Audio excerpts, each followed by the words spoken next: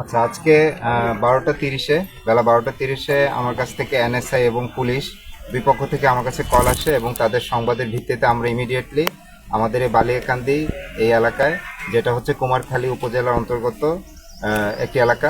তো এই এলাকার ঠিক আপনারা দেখতে পাচ্ছেন যে বালিয়াকান্দির যে সরকারি প্রাথমিক বিদ্যালয় আছে সেটি আমাদের একটি পোলিং সেন্টার।